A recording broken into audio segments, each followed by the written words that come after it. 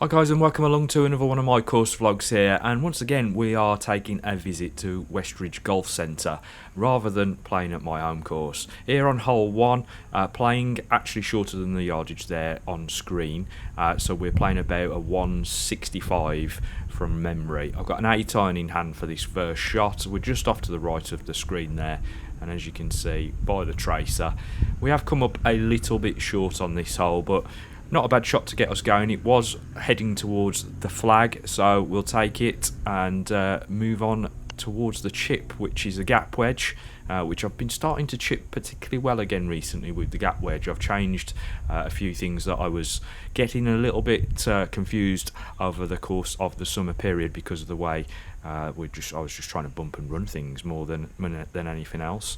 But I've gone back to the old technique, and it suddenly started to work. As we finish out this first hole here with a bogey. So the last time we played Westridge on camera, we were actually off the winter tees. So that's the reason kind of why I'm back here playing this particular course configuration, along with trying to dial my game in a little bit from a short, the short side of things, with the wedges and that sort of thing, and also my 7 wood is one of the clubs that we'll use quite effectively around this course. Very tight this second hole, and unfortunately we've clipped the tree on the left hand side with what was a pretty poor 6 iron. It does come back across the right hand side here, and I'm just using here a 7 iron just to get myself back into play and try and get a shot in towards the green. Doesn't quite come down far enough into the fairway, but I've still got an approach at it. A nice little pitching wedge over the top of the trees, a little bump and run on, and we've left ourselves with a nice little putt there to round out the second hole, and it is back-to-back bogeys. This isn't the longest course, remember, but this par 3 third is now 212 yards. Used to be a par 4 when I used to play here, and I was struggling around in the 90s back in the day, but now we're down as a par 3. I've got the 7 wood in hand. First shot of the day. That big tree in the centre is actually quite imposing when you're on the tee. We're off to the left, and the tracer, as you can see, we do go over the top of that tree, but I do pull it left, and we end up just here on the left hand side. I think we actually got quite lucky because I think it hit those sort of bushes on the left hand side and bounced out, so we got a bit lucky here. Nice chip up towards the green, has left us with a long putt, but we will lag it on up there. Unfortunately not close enough. Left us with a real tester here for the bogey, but we do sink it. A very good putt there. So we've gone bogey, bogey, bogey, and hopefully this isn't going to be bogey golf. That's all I've got to say about this situation. So we're on to the par 4 fourth. I've got my 3 wood in hand, and this is the high launch 3 wood. So I've got a Cobra F9 3 wood with a 7 wood shaft in it. I'm going to do what's in the bag and what's out of the bag video if people are interested over the course of the next few weeks, because I think people might be interested in how I've got things set up at the moment and how they might try and change for the winter. A fantastic drive there, and we actually went through the back of the green. It pitched just shorter and headed on through the back. Gap wedge again to try and get it on down there, and we've kind of pushed that down past the flag. Going to be a teasing little putt coming back, and just shy of the hole. But we will tap it in for the first part of the round, and hopefully that will stabilise things. We are chasing a very good score around here. We shot 67 off those winter tees back a few months ago. I'll link the video up in the corner for those that want to perhaps take a look at that, because the winter tee positions are pretty different to what we're playing with today. So hole 5 here is the 312 yard par 4. I've got my Stealth 3 wood in hand, so I've got the Stealth Rocket, which is set at 13.5 degrees, and I've got the upgraded Mitsubishi 70S shaft in there. But as I say, if you are interested, let me know in the comment section, and I will do a what's in the bag and go through what's not in the bag as well, and might be making its way back in there for the winter period. 205 yard drive there, not my greatest. He's flared out to the right into the other fairway that we've just come up, and we've got about 130 yards into the green here. Decided for the pitching wedge, and we're about a club short. Really needed the 9-iron, and it's just got snagged up here in this bit of rough just ahead of the green. So I'm going to just pitch one on here. Did get a bit of a flyer out of that lie, unfortunately, and has gone on past the flag. We've got another testing putt here from about 25 foot, I reckon this is. And again, can't quite at this stage get the feel for the greens as to the kind of speed that we need to be there. I am getting the line right, so hopefully over the course of the next few holes we'll see me dial in that speed and really start to trouble the hole. But there we go, another bogey as we move on to hole 6. Now, camera wise, I hadn't got my tripod with me this day. I'm just using the camera on the bag, so some of the tees you're not going to see the tee shots, but I have still put the shot traces in for you as well. So hole 6 is 220 yards, par 4. As you can see from the overview there, it does sweep around slightly to the left, and on this occasion I took the 7 wood because I think the play is not going for the green, because it tightens really as you get towards the green and you got that bunker off to the right hand side. So 3 wood might put us in a bit of trouble. So 7 wood into the front edge of the green, chip this one up, and that's going to leave us with an opportunity for a birdie putt.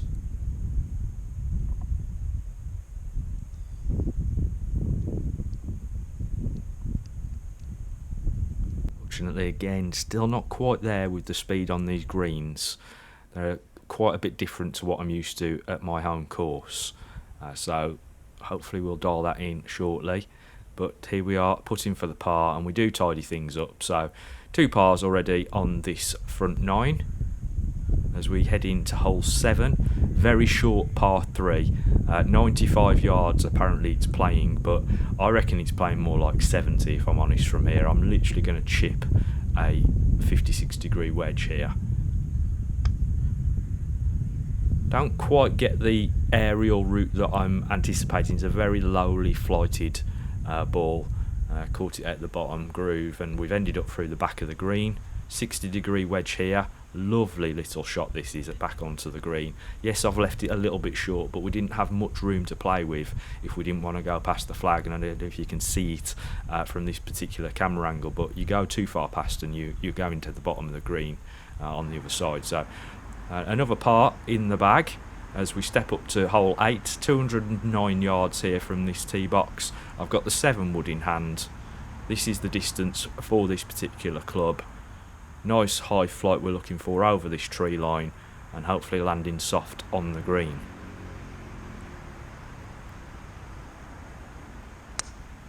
Fortunately, I catch that rather thin, I reckon about just above the equator of the ball, and we end up down here in the penalty area. It's in playable position though, so we're okay. In the winter that is almost like a bog, so we'll get a bit lucky here. I've got a wedge in hand, and we're just going to play on up there and hopefully get it on close so that we can try and tidy things up.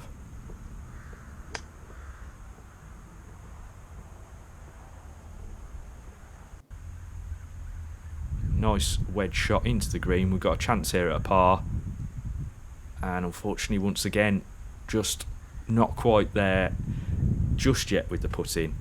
Bogey on the 8th. Hole 9, par 3, 130 yards. Very difficult one to judge this in terms of the club selection. So I've got a pitching wedge in hand on the front 9 here, and I think it's enough club if I'm being honest, because the flag is at the front.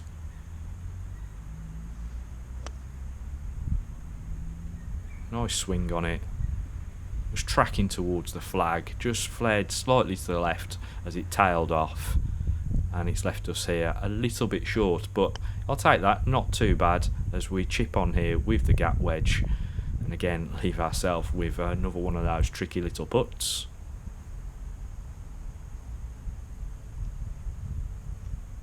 This time we tied it out for the par. So yeah, here we go. Front 9 scores: bogey, bogey, bogey, par, bogey, par, par, bogey, par. Nothing to set the world alight at this stage, but we're only 6 over, a pretty decent score, and hopefully things will improve as we continue on into the back 9. So here we are, got the camera on the opposite side of the tee box here because of the way that we've approached the hole. Not going to show you the flyovers on the back 9 here, just the maps of the holes themselves. So we've clubbed up this time, 7 iron, and honestly, as I hit this, it was tracking. It was seriously tracking towards the hole. I thought it was going to be the first one, but just short. Does give us the opportunity here for the birdie though. And there it is, the first birdie of the round, back to 5 over. Hole 11, round the corner. Obviously this is playing as a definite par 4 because of the way that it lines up. Cannot go for the green. And we're just going to throw one down the fairway with the 7 iron this time rather than the 6 and try and get ourselves in play. Stood over this ball a little bit too long perhaps, because waiting for the people to exit stage right, and unfortunately I come over the top of the ball, clatters the tree, and we're in this bush here, so we're going to have to drop one and take an unplayable, as I certainly hadn't got any chance of taking that out from there, and unfortunately that drop was not the greatest. But being rather annoyed with myself, I decided not to drop it again. That area of the course is really baked out anyway, and I don't think you're going to get the best drop wherever you end up. So we're a bit sat down here in this particular lie. We're playing 4 from here. 56-degree wedge. See if we can stick it in close. Not a bad effort. It's a bit choppy, but it's got the job done. We've got to put here for the bogey, but it is a long effort, and unfortunately, although we've got the speed right this time, we're just slightly off in terms of line, and we are going to tidy this one out for the double.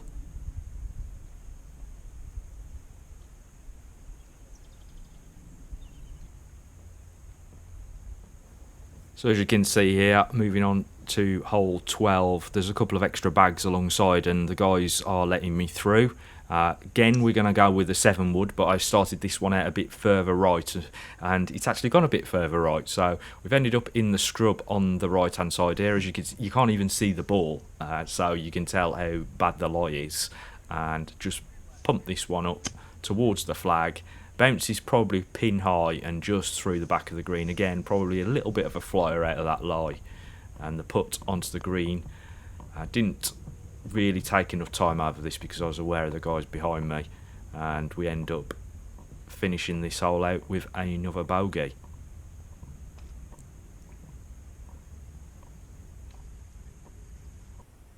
So, having driven this on the first attempt, on the front 9, we've got the 3 wood in hand again, and we're going to go for it again. Let's see if we can get it on up there.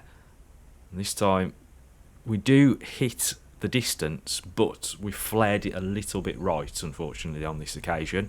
So we are pin high to the right, and we've got a 60-degree wedge in hand, and this is a tricky shot, if I'm being honest, because we've got no green to work with. I was a little bit unhappy with myself, but when I got up there, I realised, well, it's not too bad. We've got about 15 foot here to the pin, right to left, and it's another birdie. Big fist bump there to celebrate. Really, really good effort on that particular hole. As we move on to hole 14, 312 yards, and I've decided to go with the high launch 3 wood on this occasion rather than the stealth. And we absolutely smash one right down the centre. Probably the best drive of the day, if I'm honest, aside from the one that went through the green. 56-degree wedge in hand. Really hadn't got enough club here, but it was a difficult position to be in because the 56-degree never had the opportunity to get in that bunker on the left-hand side. and playing the gap wedge, I think, would have brought it into play, and I just wasn't feeling it stood over the ball. So perhaps the better option, and we have got a chance for par here at least anyway.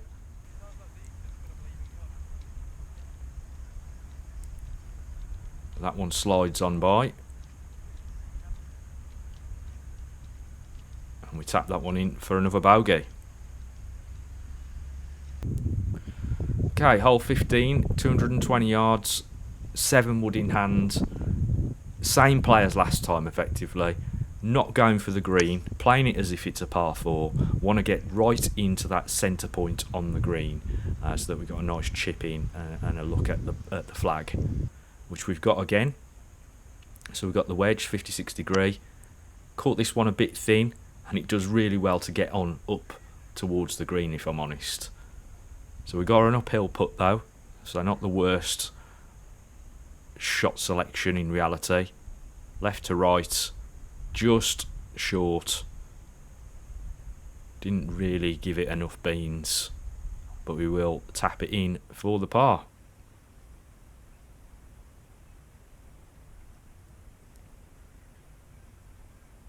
Okay, so heading into hole 16 again, short par 3. I still think we're playing about 75 yards. This is going to be a very chippy wedge. Hopefully we'll get a bit more height on it this time as well, which we do. Centre of the green. Not much more you can ask for. And we got an uphill putt heading towards the flag. Probably about 17, 18 foot this putt. Leave it left of the pin.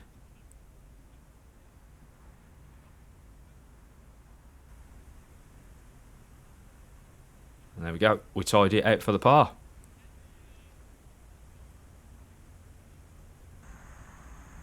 So, hole 17.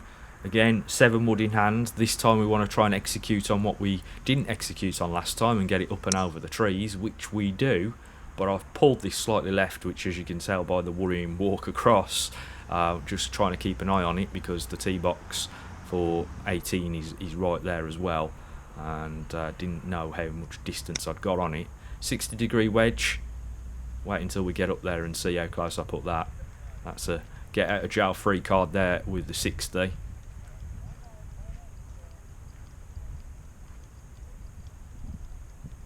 And there we go, in for par.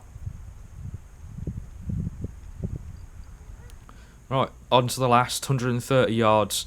As you remember, we played pitch and wedge last time. I'm going to go with a 9-iron this time, try and get it into the heart of the green. Not quite everything. I did back off it slightly. And you might have noticed, actually, I'm using more of a curtailed follow-through. A bit like a sawn-off shot that, say, Tommy Fleetwood would use for those sort of shots now. Tricky downhill putt here. Going to break left to right, just get it on to the crest and in towards the flag, and unfortunately didn't quite take as much of the slope as I thought it would. It slowed down towards the pin, but we are going to check in with another par, and that has been a very decent round on a very short course, obviously, so there's not too much to be read into the score, but we've got 2 birdies on the back 9. Unfortunately, we had that double and 2 other bogeys, which means that we finished out the back 9 in 1 over, and if we add that to the 6 over on the front 9, we only finished 7 over for this round. I think the thing to remember about this particular course is that whilst it is pretty short, there's a number of holes that you really have to be quite careful with shot selection on, otherwise you can get yourself into trouble extremely quickly. And I think that's the biggest difference between where I used to be with my golf compared to where I am now. Course management and temperament management is such a key factor to lowering your scores. Had I had that incident happen on the second hole when I first started playing golf again, I think I'd have got myself into this mindset where I just can't get out of it. And now I understand that you're going to have bad holes, you're going to have bad shots, and you've just got to let that go. We're not robots, we're not perfect, we're not tour players. And as my game has improved, I think that's the biggest difference that most people would note.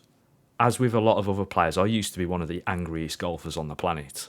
But that anger's just misplaced, because you can't do anything with it whilst you're on the golf course. It doesn't change what you've already done.